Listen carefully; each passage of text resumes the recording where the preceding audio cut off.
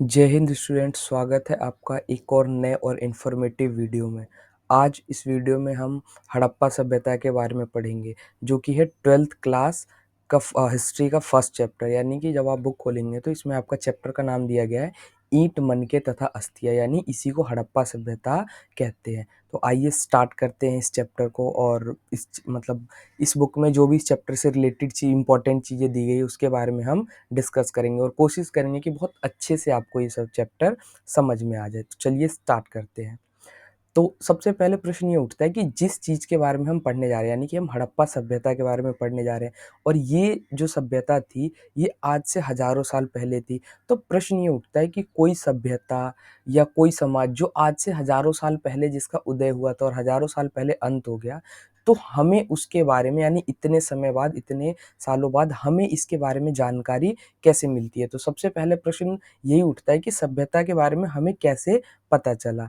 तो होता क्या है ना कि ब्रिटिश रेलवे लाइन बिछाई जा रही थी, यानी कि जब हमारा भारत ब्रिटिश का गुलाम था, यानी 1947 से पहले, तो रेलवे लाइन बिछाई जा रही थी। और रेलवे लाइन में क्या हुआ कि इंजीनियरों को पंजाब क्षेत्र में खुदाई के दौरान हड़प्पा के प्राचीन खंडर मिले। यानी कि आज का जो पंजाब क्षेत्र है, जो कि पाकिस्तान में और इंडिया दोनों में था, उस जगह पे रेलवे लाइन बिछाई जा रही थी, ठीक है। और रेलवे लाइन बिछाने के दौरान क्या हुआ, तो खुदाई हो रही थी। तो खुदाई के दौरान ही वो जो रेलवे के इंजीनियर्स थे, मजदूर थे, उन्हें हड़प्पा के प्राचीन खंडर मिले, ठीक है। ये देखिए, ये रेलवे लाइन का काम चल रहा है और ये प्राचीन खंडर उन्हें मिले थे। परंतु उस समय क्या हुआ था कि ये इसके महत्व को समझ नहीं पाए, और रेलवे निर्माण के लिए ईंटों की आवश्यकता थी। तो इन्होंने क्या किया, पक्की ईंटों को निकाल करके और उसका प्रयोग रेलवे लाइन में कर दिया। इन्हें लगा कि एक ये सामान्य खंडर है और उस समय इसके महत्व के बारे में जा किसी को भी पता नहीं चला। तो इस प्रकार से, यानी कि ये पूरी प्रक्रिया के द्वारा क्या होता है, इस पूरी घटना के बाद पूरी दुनिया को हड़प्पा सभ्यता के बारे में पता चलता है। परंतु ये बहुत बाद में जाकर के पता चलता है। और फिर और आगे जाकर के 1924 में दयाराम साहनी, रखालदास बनर्जी हड़प्पा सभ्यता के बारे में और जानकारी जुटाते हैं। अच्छा, हड़प्पा सभ्यता को सिंधु घाटी सभ्यता को हड़प्पा सभ्यता के नाम से जाना जाता है। यह प्राचीन भारत की एक महत्वपूर्ण और रहस्यमय सभ्यता थी और यह कांस्य युगीन सभ्यता थी। यानी कि हड़प्पा सभ्यता को सिंधु घाटी सभ्यता के नाम से, हड़प्पा सभ्यता के नाम से, रहस्यमय सभ्यता या कांस्य युगीन सभ्यता के नाम से जाना जाता है। अब इन एक ही सभ्यता को अलग-अलग नाम से जाने जाने के पीछे क्या कारण है? तो इसे सिंधु घाटी सभ्यता क्यों कहा जाता है? क्योंकि इसके जो अधिकांश स्थल मिले हैं, यानी कि हड़प्पा सभ्यता के जो भी महत्वपूर्ण स्थल या ज़्यादातर स्थल मिले हैं, वो सिंधु नदी के आसपास मिले हैं। इसीलिए इसे सिंधु घाटी सभ्यता के नाम से जाना जाता है। जैसे ये जो रिवर दिखाई दे रही नदी, ये सिंधु नदी है। और हड़प्पा सभ्यता के जो भी इम्पोर्टेंट स्थल है, जैसे ये हड़प्पा हो गया, मोहनजोदड़ो हो गया, ठीक है। तो इस प्रकार से जितने भी जो महत्वपूर्ण स्थल मिले हैं वो हड़प्पा सभ्यता के आसपास मिले हैं। इसीलिए इसे सिंधु नदी के आसपास मिले, इसीलिए इसे सिंधु घाटी सभ्यता कह दिया जाता है। दूसरा होता है, इसे हड़प्पा सभ्यता क्यों कहते हैं? क्योंकि सबसे पहले जहाँ खुदाई हुई थी, वो हड़प्पा नामक स्थान पर इसकी खुदाई, यानी कि इस जगह पर इसकी खुदाई हुई थी। इसीलिए पूरी सभ्यता को ही इस जगह के नाम से, हड़प्पा सभ्यता के नाम से कह दिया जाता है। तीसरा है कि इसे कांस्य युगीन सभ्यता क्यों कहते हैं? क्योंकि इसमें क्या होता था, कांसा धातु का प्रयोग होता था। यानी कि कांसा एक प्रकार का मेटल होता है, एक प्रकार का धातु होता है, जिसको टिन और तांबे से मिला करके बनाया जाता है। तो यहाँ पर जो बर्तन थे या मूर्तियाँ थी, वो कांसे की मिली है। इसीलिए इस सभ्यता को कांस्य युगीन सभ्यता के नाम से भी जाना जाता है। एक और, इसे रहस्यमय सभ्यता भी कहते हैं। रहस्यमय सभ्यता इसीलिए कहते हैं क्योंकि आज तक कोई भी इसकी लिपि को पढ़ नहीं पाया, इसीलिए इसको रहस्यमय सभ्यता भी कहते हैं। अच्छा, अब ये कि हड़प्पा सभ्यता के अलग-अलग चरण थे, जैसे कि सबसे पहले प्रारंभिक चरण था, फिर परिपक्व चरण था, फिर उसके बाद उत्तर हड़प्पा चरण था। यानी कि ये जिस सभ्यता के बारे में हम पढ़ रहे हैं, उसका उदय या उसका प्रारंभ 2600 ईसा पूर्व हुआ था। और 2600 ईसा पूर्व से लेकर के 6000 ईसा पूर्व में इसका उदय हुआ था। तो 6000 ईसा पूर्व से लेकर के 2600 ईसा पूर्व के जो समय को प्रारंभिक हड़प्पा के नाम से जाना जाता है। अच्छा, 2600 से 1900 ईसा पूर्व को परिपक्व हड़प्पा के नाम से जाना जाता है, यानी कि इस चैप्टर में हमें जिस हड़प्पा सभ्यता के बारे में पढ़ना है वो यही है, परिपक्व हड़प्पा सभ्यता।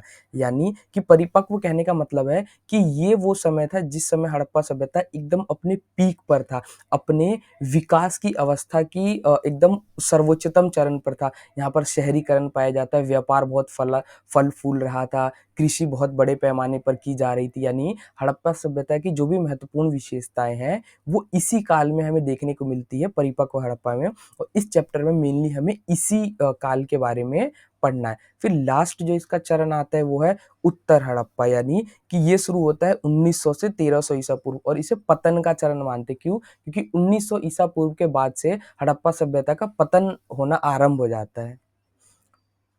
अब एक कंफ्यूजन स्टूडेंट्स को यहाँ रहती है कि ये ईसा पूर्व क्या होता है, ईसवी क्या होता है, इंग्लिश में कहीं कहीं BCE लिखा होता है, CE होता है। क्योंकि आप ये जब हिस्ट्री पढ़ेंगे तो पूरी हिस्ट्री के दौरान ये जो शब्द होंगे ये बार बार आएंगे और आपको नहीं पता होगा तो परेशानी होगी।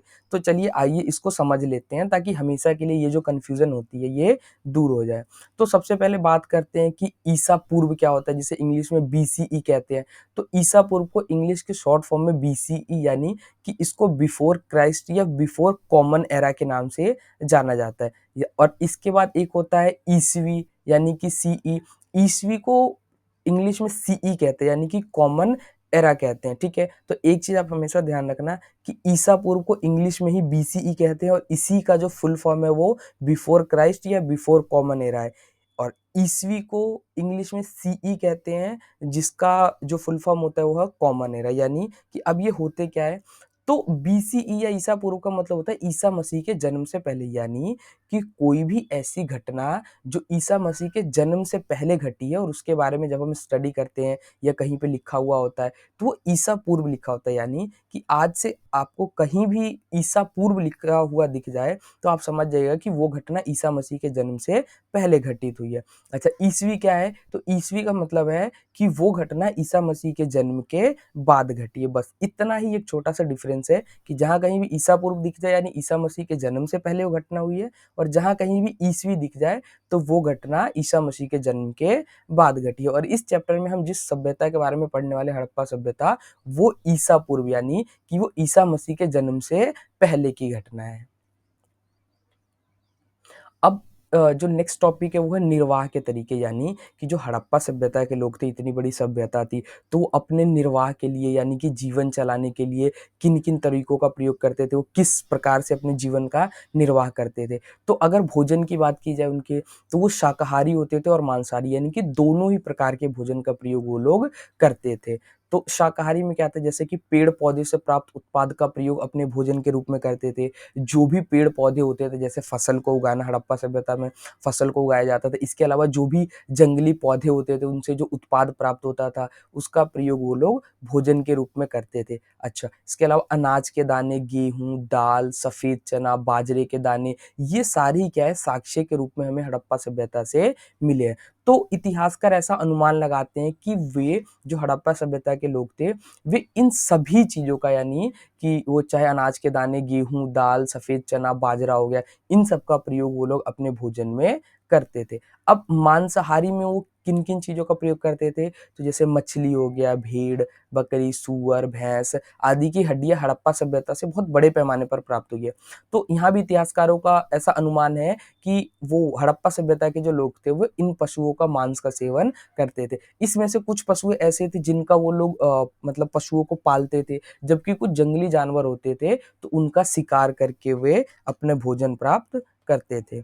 अच्छा, अब अभी हमने यहाँ पर पढ़ा कि वो ये गेहूं, दाल, सफेद चना, बाजरा ये सारे मिले, तो ये सारे फसल होते हैं और फसलों को उगाना होता है, और फसल उगाने के लिए क्या करना होता है, कृषि। तो हड़प्पा सभ्यता के अंदर कृषि के प्रमाण मिले हैं, यानी कि हड़प्पा सभ्यता के लोग कृषि से सुपरिचित थे, अच्छे से जानते थे और कृषि का कार्य भी करते थे।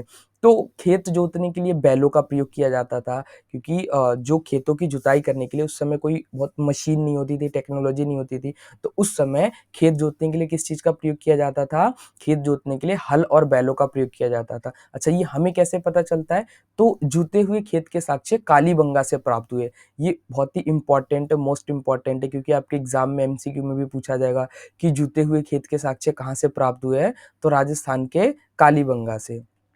अच्छा, फिर फसलों को बो दिया। अब उसके अलावा क्या होता था, फसलों को सिंचाई की भी आवश्यकता पड़ती थी। क्यों? क्योंकि जो अधिकांश हड़प्पा स्थल थे वो अर्ध शुष्क थे। अर्ध शुष्क का मतलब होता है ऐसे क्षेत्र जहाँ पर क्या होती है, नमी कम होती है, वहाँ की जो मृदा होती है वो बहुत ज़्यादा उपजाऊ नहीं होती। उन फसलों को समय-समय पर सिंचाई की आवश्यकता होती है, क्योंकि जो हड़प्पा सभ्यता थी वो सिंधु नदी के आस-पास बसी थी।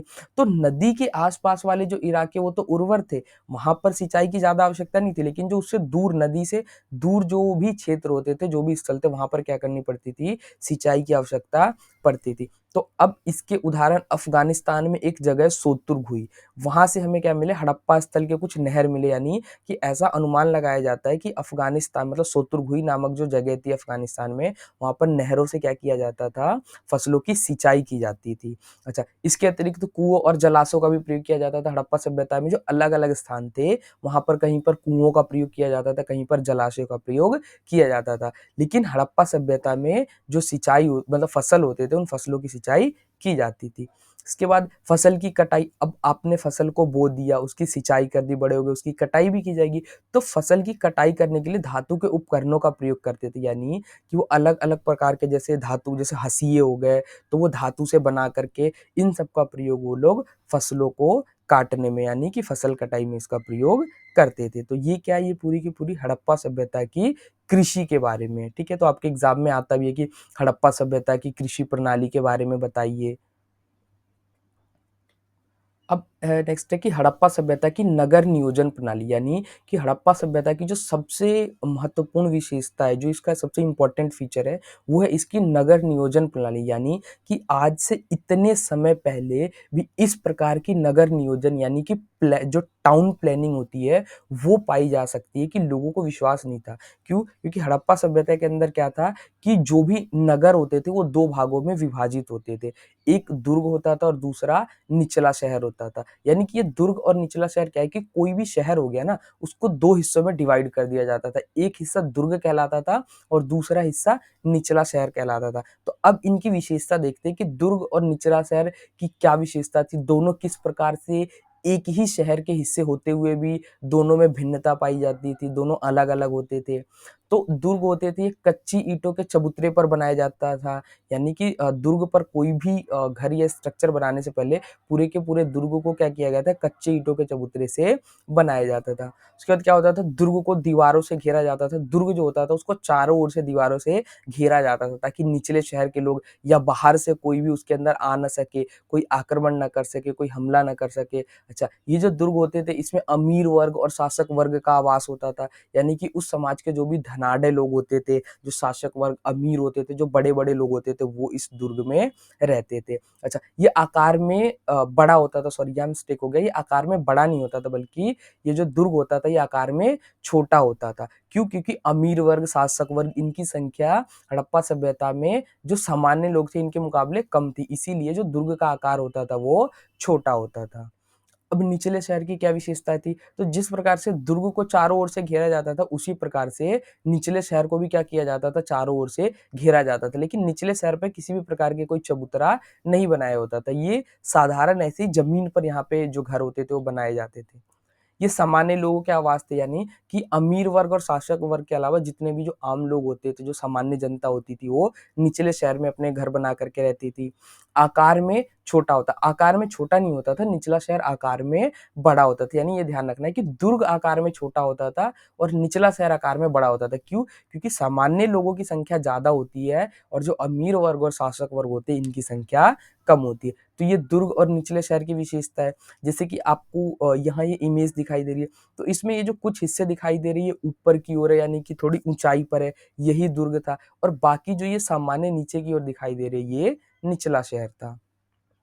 भवनों को ऊंचे चबूतरे पर बनाया जाता था, जो नींव का काम करते थे, यानी कि कोई भी भवन निर्माण से पहले, जैसे आज अगर कोई घर बनाया जाता है तो उसके लिए पहले मजबूत नींव डाली जाती है, तो उसी प्रकार से हड़प्पा सभ्यता में कोई भी भवन बनाया जाता था, जब कोई भी घर बनाया जाता था तो पहले एक चबूतरा बनाया जाता था, जो क्या किसका काम करते थे, जो नींव का काम करते थे और उस स्ट्रक्चर को, उस भवन को मजबूती देने का काम करते थे।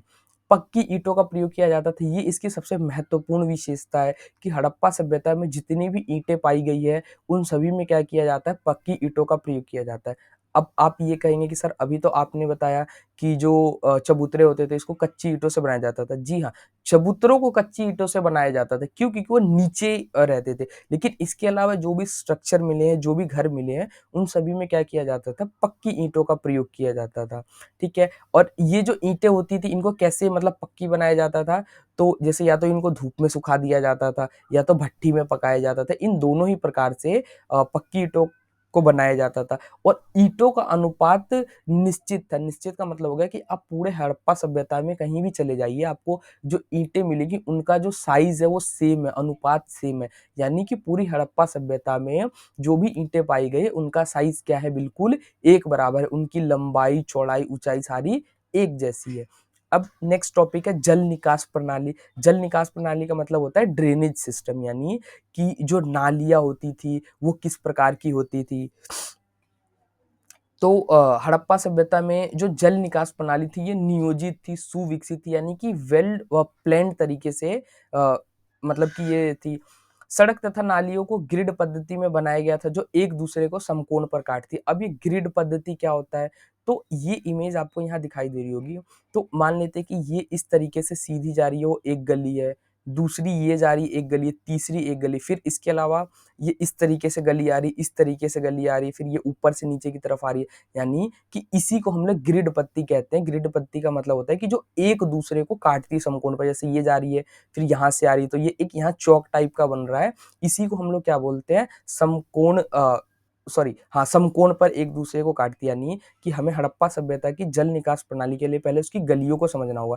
गलियों को कैसे बनाया जाता था? समकोण पर मतलब कि ऐसे ग्रिड पद्धति में बनाया जाता था जो एक दूसरे को समकोण पर काटती थी। और इन्हीं गलियों के साथ-साथ क्या किया जाता था? नालियों का निर्माण भी किया गया था। यानी कि घर के अंदर जो भी वेस्ट होता था वो नाली में आता था और ये जो नालियाँ होती थी ये आगे जाकर के बड़ी नालियों से कनेक्टेड होते थे। यानी कि जब कभी भी जल निकास प्रणाली के ऊपर कोई प्रश्न आए तो आप इसमें बताइएगा कि हड़प्पा सभ्यता की जल निकास प्रणाली सुनियोजित थी, बहुत वेल डेवलप थी और यहाँ पे जो नालियाँ होती थी उसको सड़कों के साथ-साथ बनाया जाता था और नालियाँ और गलियाँ वो ग्रिड पद्धति में होती थी जो एक दूसरे को समकोण पर काटती थी। अब गृह स्थापत्य का मतलब हो गया कि आर्किटेक्चर, यानी कि वहां पर जो भी घर बनाए जाते थे वो किस प्रकार के घरों का निर्माण किया जाता था। तो वहां पे जो घर होते थे ना वो आंगन घर का केंद्र बिंदु था जिसका प्रयोग खाना पकाने, कताई जैसी गतिविधियों के लिए किया जाता था। यानी कि हड़प्पा सभ्यता में जब भी घर बनाए जाते थे तो आंगन का विशेष महत्व होता था, क्योंकि जो आंगन घर का केंद्र बिंदु होता था, जो भी महत्वपूर्ण काम होते थे जैसे खाना पकाना, सूत कताई का काम हो गया या दूसरी गतिविधि हो गई, वो सभी के सभी आंगन में किए जाते थे। लोगों द्वारा एकांतता को महत्व दिया जाता था, दीवारों में खिड़कियां नहीं होती थी तथा बाहर से आंगन का सीधा अवलोकन नहीं होता था। ये कहता है कि हड़प्पा सभ्यता के लोग ना प्राइवेसी को बहुत ज्यादा इंपॉर्टेंस देते थे, एकांतता को महत्व देते थे। यानी कि घर के अंदर उनके घर में कोई ताका झाकी ना कर सके, घर के अंदर क्या चल रहा है वो बाहर से दिखाई ना, मतलब कोई ना देख सके, ना पता कर सके। इसके लिए वो लोग दीवारों में खिड़कियां नहीं बनाते थे। यानी कि जो उनके घरों की दीवारें होती थी उसमें किसी प्रकार की कोई खिड़कियां नहीं होती थी। आंगन भी इस प्रकार से बनाया जाता था कि आप बाहर कोई अगर मुख्य द्वार पर यानी मेन गेट पर कोई व्यक्ति खड़ा है तो सीधे ये जो आंगन होता है ये आंगन का अवलोकन ना कर सके, यानी कि बाहर से आंगन को ना देख सके। प्रत्येक घर में स्नानागार और कुएं होते थे, यानी कि जितने भी जो घर होते थे वो बाथिंग टब, कुएं हर घर में पाए जाते थे। जैसे ये एक हड़प्पा सभ्यता के घर का मतलब घर की इमेज है। इसमें आपको ये जो एरिया दिखाई दे रहा है ये क्या है? ये आंगन है। अच्छा, ये जो दीवारें आपको साइड में यहाँ दिखाई दे रही है इसमें कहीं भी आपको खिड़की देखने को नहीं मिलेगी। क्यों? क्योंकि वो लोग अपने प्राइवेसी को, एकांतता को बहुत ज्यादा महत्व देते थे। इसके अलावा ये मुख्य द्वार हो गया, तो मुख्य द्वार इस प्रकार से बनाया जाता था कि यदि कोई व्यक्ति इस जगह खड़ा है तो वो डायरेक्ट यहाँ से यहाँ नहीं देख सकता था, आंगन में नहीं देख सकता था। ठीक है, तो ये हो गई इसकी मतलब हड़प्पा सभ्यता की गृह स्थापत्य प्रणाली। विशाल स्नानागार, यानी कि मोहनजोदड़ो से एक हमें विशाल स्नानागार की प्राप्ति हुई है, यानी कि जो एक बहुत बड़े बाथिंग टब की प्राप्ति हुई है। इसके ऊपर अलग से क्वेश्चन भी पूछा जाता है, तो ये क्या है, इसकी क्या विशेषताएं हैं? तो मोहनजोदड़ो से प्राप्त हुई जो विशाल स्नानागार है ये किस जगह से प्राप्त हुई है? तो हड़प्पा सभ्यता के मोहनजोदड़ो से प्राप्त हुई है। इसका प्रयोग अनुष्ठानिक कार्यों के लिए किया जाता था। अनुष्ठानिक कार्य का मतलब होता है कि कोई भी जो धार्मिक कार्य, मतलब ऐसा नहीं था कि ये स्नानागार था तो इसमें लोग स्नान करते थे या डेली, नहीं, इसका अनुष्ठानिक प्रयोग था, मतलब इसका धार्मिक प्रयोग किया जाता था। जैसे कोई पूजा करना हो गया या कोई विशेष उत्सव होता था, तब जा करके इसका प्रयोग किया जाता था, और इसके अंदर हर किसी को जाने की परमिशन नहीं थी। जैसे जो पुजारी वर्ग होता था केवल वही जाते थे, ठीक है? और इसका जो मतलब कि लंबाई और चौड़ाई है वो कितनी है, तो इसकी जो लंबाई है वो 12 मीटर, यानी कि ये 12 मीटर लंबी है। चौड़ाई की बात की जाए तो इस तरीके से ये 7 मीटर चौड़ी है, और गहराई यानी कि इसकी बात की जाए तो ये 2.4 मीटर गहरा है। तो ये इम्पोर्टेंट है, ये कई बार आपके एग्जाम के एमसीक्यू में डायरेक्ट ये जो अनुपात होता है ये पूछ लिया जाता है कि जो मोहनजोदड़ो से प्राप्त विशाल स्नानागार है उसकी लंबाई, चौड़ाई और गहराई की अनुपात क्या है, तो इसके बारे में आप ध्यान रखिएगा। सामाजिक भिन्नता के बारे में जानकारी। अब यहाँ पर क्या है कि जो हड़प्पा सभ्यता था, तो इतिहासकार ये जानने के लिए बड़े उत्सुक थे कि ये जो हड़प्पा सभ्यता था, क्या यहाँ पर किसी प्रकार की कोई सामाजिक भिन्नता पाई जाती थी? मतलब कि ये जो समाज था, क्या यहाँ पर भी अमीर और गरीब जैसी जो व्यवस्था थी, यानी कुछ लोग अमीर और कुछ लोग गरीब होते थे, या सभी के सभी लोग इक्वल थे, एक समान थे? तो इसके बारे में इसके बारे में उन्होंने कैसे पता लगाया इतिहासकार कि इसमें सामाजिक भिन्नता किस प्रकार की थी? तो इसके लिए वो 2 पद्धतियों का प्रयोग करते हैं। पहला होता है समाधानों का अध्ययन। समाधानों का अध्ययन का मतलब होता है कि कब्रों का अध्ययन, यानी कि जो हड़प्पा सभ्यता के लोग थे, उनकी जब मृत्यु हो जाती थी, तो मृत्यु के बाद उनको क्या किया जाता था? कब्रों में दफनाया, मतलब जलाने की जगह क्या किया जाता था? कब्रों में उनको दफना दिया जाता था, ठीक है? तो वो जो कब्रों की प्राप्ति हुई है, वो लोग उसका स्टडी करते थे। तो अभी हम आगे देखेंगे कि किस प्रकार से उन कब्रों के अध्ययन से, यानी कि समाधानों की स्टडी करने से उन्हें सामाजिक भिन्नता के बारे में पता चला। दूसरा है विलासिता की खोज। तो क्या था कि वही हड़प्पा सभ्यता में जब मृत्यु हो जाती थी लोगों की, तो मृतकों को गर्तों में, यानी कि गड्ढे में दफनाया जाता था, जिसको हम कब्र कहते हैं। अच्छा, गर्तों की बनावट एक दूसरे से भिन्न होती थी, यानी कि जितनी भी जो गर्तें पाई गई वो सभी एक समान नहीं है, बल्कि उनकी बनावट एक दूसरे से भिन्न है। कुछ जो गर्तें होती थी वो कच्ची गर्तें होती थी। कच्ची गर्तों का मतलब कि सिर्फ सामान्य गड्ढा खोद दिया और इस प्रकार का होता था, जबकि कुछ पक्की गर्तें होती थी। तो यहीं से हमें क्या पता चलने लग जाता है कि हड़प्पा सभ्यता के अंदर सामाजिक भिन्नता थी। क्यों? क्योंकि जो कच्ची गर्तें होती थी वो आम लोगों की होती थी, सामान्य लोगों की, जो गरीब लोग होते थे उनकी होती थी। जबकि जो पक्की गर्त होते थे जिस पर चिनाई की होती थी, मतलब अच्छे से उसके ऊपर प्लस्तर किया हुआ होता था, तो ये किसी अमीर वर्ग का होता था। शासक वर्ग हो गया, कोई व्यापारी वर्ग हो गया, जो धनाढ्य लोग होते थे, ये उनकी कब्र होती थी। कब्रों में मृदभांड तथा आभूषण, यानी कि हड़प्पा सभ्यता के लोग अपने परिजनों को जिन कब्रों में दफनाते थे, उन कब्रों में दफनाने के साथ-साथ कुछ मृदभांड, यानी कि मिट्टी के बर्तन, और कुछ का आभूषण वो भी रख देते थे। क्यों? क्योंकि इन लोगों की मान्यता थी कि मृत्यु के बाद भी, मतलब इन सभी सामानों की आवश्यकता होती है। तो ये क्या होते थे कि जब कभी भी कब्र के अंदर मृदभांड या आभूषण होते थे, तो ये 2 प्रकार के होते थे। एक होते थे सामान्य और दूसरे होते थे विशेष। इसका मतलब ये हो गया कि सामान्य का मतलब हो गया कि यदि कोई सामान्य व्यक्ति की उसमें कब्र होती थी, ठीक है? तो सामान्य व्यक्ति की कब्र में क्या होता था, जैसे मिट्टी के बर्तन हो गए, पत्थर हो गए, आभूषण हो गए, यानी कि जिनका मूल्य बहुत ज़्यादा नहीं होता था, जो सस्ती चीज़ें होती थी वो रखी जाती थी। जबकि यदि आप कब्रों में देखें, कुछ कब्रों में हमें विशेष प्रकार के आभूषण और मृदभांड पाए गए। तो इसमें जैसे कि तांबा हो गया, सोना चांदी हो गया, इनके आभूषण मिले। अच्छा, इसके अलावा जो पत्थर मिले वो बहुमूल्य पत्थर मिले।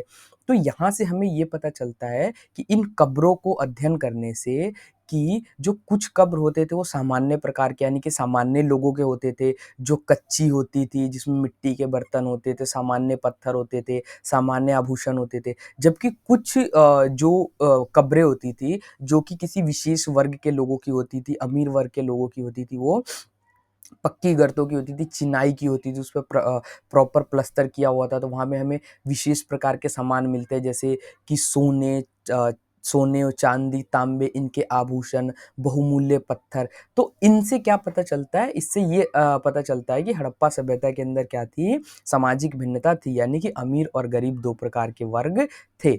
ठीक है? तो जैसे ये एक इमेज दी गई है कि हड़प्पा सभ्यता का ये कब्र है, यहाँ पर कंकाल है और आस-पास आपको क्या दिखाई दे रहा होगा कि ये कुछ मृद भांड हो गए, इसके अलावा ये हो गया। तो इसी प्रकार से हड़प्पा सभ्यता में कब्रों के अंदर क्या किया जाता था कि शवों को दफनाया जाता था। अब यहाँ हो गया विलासिता की वस्तु। तो विलासिता की वस्तु का मतलब क्या होता है? विलासिता का मतलब होता है कि जो लग्ज़री चीज़ें होती है वो।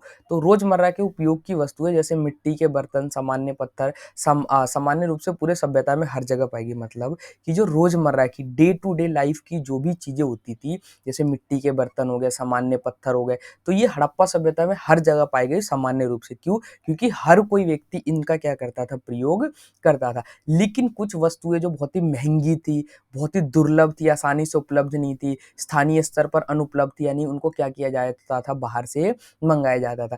इन्हीं वस्तुओं को किस कैटेगरी में रखते हैं? तो इनको विलासिता की वस्तु के अंदर रखते हैं। तो हड़प्पा सभ्यता में हमें ज़्यादातर तो ये सामान्य प्रकार के जो डे टू डे लाइफ़ में जैसे मिट्टी के बर्तन हो गए और इसके अलावा सामान्य प्रकार के आभूषण हो गए, ये सारे मिले। इसका मतलब ये पता चलता है कि जो उस समुदाय का जो बड़ा वर्ग था, जो जिनकी जनसंख्या ज़्यादा थी, वो क्या था? वो सामान्य था। जबकि जो कुछ वर्ग होते थे या कुछ लोग होते थे जो महँगी चीज़ों का उपयोग करते थे, दुर्लभ चीज़ों का उपयोग करते थे, जो स्थानीय स्तर पर अनुपलब्ध थी, वहाँ पर उपलब्ध नहीं होती थी, उनको बाहर से मँगाया जाता था। यानी कि इसी को हम लोग क्या बोलते हैं? विलासिता की वस्तु बोलते हैं। जैसे यहाँ पर आपको एक और कब्र दिखाई देगी, तो ये इतने सारे आस-पास बर्तन, तो दोनों ही कब्रों का जब आप कंपैरिज़न करेंगे, तो यहाँ पर देखिए किस प्रकार से कम चीज़ें रखी गई है, सामान्य प्रकार की, जबकि यहाँ पर आपको जो दिखाई दे रहा होगा वो बर्तन एकदम अच्छे से रखे हुए, जो मृद भांड है वो पॉलिश किए हुए मृद भांड है, इसके अलावा और भी बहुत सारी चीज़ें रखी गई है। तो इन सभी को अगर हम मतलब कि मिला करके एक साथ समझने की कोशिश करें कि इसका मतलब क्या है, तो इसका एक ही मतलब निकलता है कि अन्य समाजों की तरह, मतलब इसके बाद जो मतलब इतिहासकार थे वो इस निष्कर्ष पर पहुंचते हैं कि अन्य सभ्यता या समाज की तरह हड़प्पा सभ्यता में भी असमानता थी, यानी यहाँ पर भी अमीर और गरीब दो वर्ग थे। अमीर वर्ग की संख्या कम थी, परंतु जो संसाधनों का अधिकांश हिस्सा था, जो धन का अधिकांश हिस्सा था, वो उनके पास था। जबकि जो सामान्य लोग थे, जो गरीब लोग थे, उनकी जनसंख्या ज़्यादा थी, लेकिन संसाधनों का और जो भी धन होता था उनका बहुत ही कम हिस्सा सामान्य लोगों के पास था। शिल्प उत्पादन। अब नेक्स्ट टॉपिक है हमारा शिल्प उत्पादन। शिल्प उत्पादन का मतलब क्या होता है? तो शिल्प उत्पादन कार्यों में मनके बनाना, शंख की कटाई, धातुकर, मुहर निर्माण आदि शामिल था। तो शिल्प उत्पादन का मतलब होता है कि क्राफ्ट यानी हैंडक्राफ्ट, यानी कि वो लोग हाथों से बहुत सारी चीज़ें बनाते थे, जैसे मनके बनाना हो गया, बीड्स जैसे मालाएँ छोटी-छोटी होती है वो उनको कहते हैं। शंखों की कटाई करते थे, धातुकर मतलब ये धातु से अलग-अलग प्रकार के औजारों को बनाना। उसके अलावा कुछ धातु की मूर्तियाँ भी पाई गई है। मुहर निर्माण का काम करते थे, मुहरों को बहुत, क्योंकि हड़प्पा सभ्यता में जगह-जगह बहुत बड़े पैमाने पर मुहरें प्राप्त हुई। जैसे ये क्या है? ये मनके का उदाहरण है। ये क्या करते थे? हड़प्पा सभ्यता के लोग इन्हें अपने हाथों से बनाते थे। अच्छा, जो मनके बनाए जाते थे, इनमें क्या होता था कि अलग-अलग प्रकार के पत्थरों का प्रयोग किया जाता था। जैसे कार्निलियन हो गया, जैस्पर हो गया, स्फटिक हो गया, सेलखड़ी हो गया। तो ये सारे क्या है? ये अलग-अलग प्रकार के पत्थर हो गए। जैसे एक कार्निलियन पत्थर होता था, जैस्पर पत्थर हो गया, स्फटिक पत्थर हो गया, इसी प्रकार का एक सेलखड़ी पत्थर था। तो सेलखड़ी जो था वो सबसे इम्पोर्टेंट पत्थर था। क्यों? क्योंकि ये ना एक मुलायम पत्थर होता था जिसको बहुत ही आसानी से पीस करके और इससे मनकों का निर्माण किया जा सकता था। अच्छा, मनके बनाने के लिए पत्थर के अलावा बहुत सारी धातुओं का प्रयोग किया जाता था। इसमें तांबा, काँसा, सोना, इन सब अलग-अलग प्रकार की धातुओं का प्रयोग करते थे। और इसके अलावा वो किस आकार के मनके बनाते थे, यानी कि चक्राकार, बेलनाकार, गोलाकार, ढोलनाकार, यानी अलग-अलग आकार के मनकों को बनाए जाते, यानी पत्थर की सहायता से, धातु की सहायता से वो लोग अलग-अलग आकार के मनकों को बनाते थे। जैसे यहाँ आपको दिखाई दे रहा होगा ये क्या बनाया गया है? तो ये पोट टाइप का कुछ बनाया और इसके बाहर क्या की गई? चित्रकारी भी की गई है। यानी कि चित्रकारी के माध्यम से मनकों को सजाया जाता था। ये जो मनके बनाने के बाद वो लोग क्या करते थे? बाहर इनको चित्रकारी से सजाते थे। अच्छा, कच्ची मिट्टी से मूर्तियों का निर्माण किया जाता था। जैसे यहाँ आपको एक मूर्ति दिखाई दे रही होगी, तो इसका निर्माण किससे किया गया है? कच्ची मिट्टी से इसका निर्माण किया गया है। अच्छा, और शिल्प उत्पादन के लिए प्रसिद्ध स्थान चनहूदड़ो, यानी कि हड़प्पा सभ्यता में सभी जगहों पर शिल्प का उत्पादन किया जाता था, परंतु उसमें जो सबसे महत्वपूर्ण स्थान था वो था चनहुदड़ो। ये बहुत ही वेरी इंपॉर्टेंट है। क्यों? क्योंकि ये आपके एग्जाम में भी एमसीक्यू में पूछा जाएगा कि शिल्प उत्पादन के लिए सबसे प्रसिद्ध जगह कौन सी थी, तो वो उसका आंसर क्या होगा? चनहुदड़ो।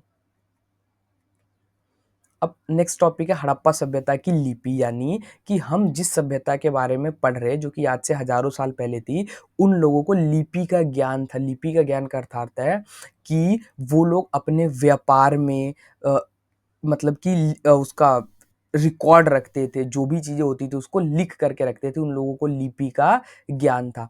तो सबसे बड़ी विशेषता क्या है कि हड़प्पा सभ्यता को लिपि को आज तक पढ़ी नहीं जा सकी, यानी कि हड़प्पा सभ्यता से हमें बहुत सारी पट्टिकाएँ मिली है जिस पर हड़प्पा सभ्यता की लिपि है, परंतु आज तक कोई भी इतिहासकार, कोई भी विद्वान उन लिपियों को पढ़ नहीं सका है।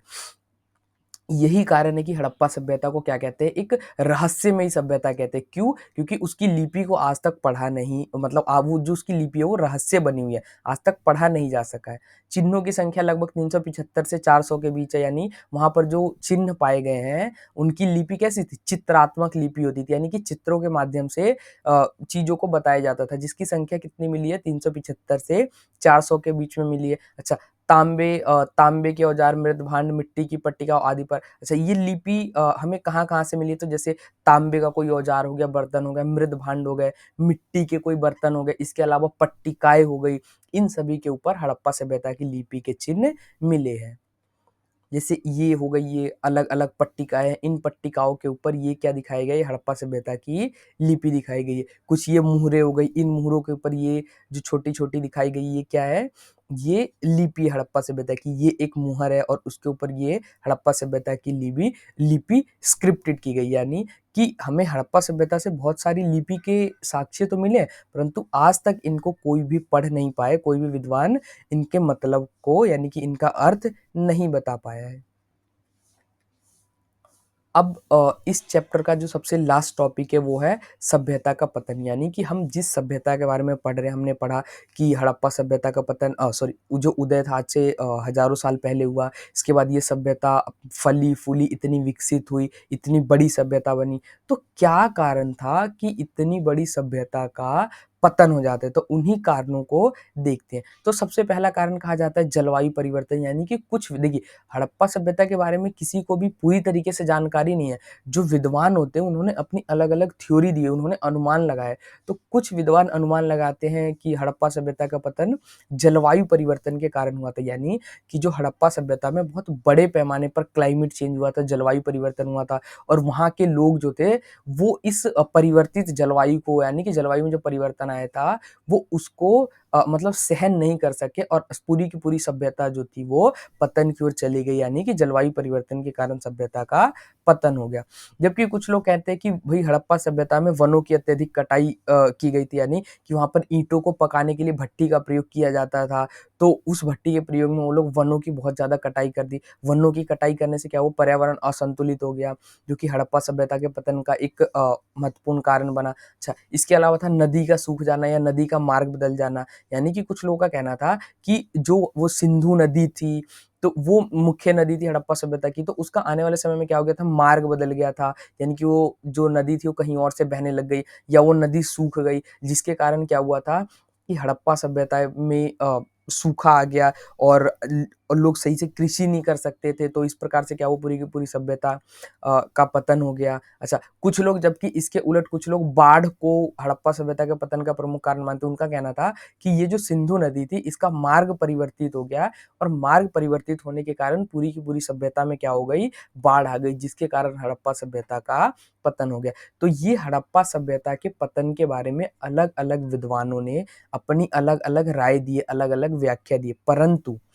आपको ध्यान रखना है कि इनमें से कोई भी कारण अपने आप में हड़प्पा सभ्यता के पतन की पूरी की व्याख्या नहीं करता, यानी कि अभी हमने पढ़ा था ना कि हड़प्पा सभ्यता को रहस्यमयी सभ्यता कहते हैं। क्यों? इन्हीं 2 कारणों की वजह से कहा जाता है। एक, उसकी लिपि को अभी तक पढ़ी नहीं जा सकी, इसीलिए कहा जाता है, और दूसरा कि हड़प्पा सभ्यता के पतन के बारे में आज तक किसी भी विद्वान को कोई पूरी तरीके से जानकारी नहीं है। तो इन्हीं दोनों कारणों से हड़प्पा सभ्यता को रहस्यमयी सभ्यता के नाम से भी जाना जाता है।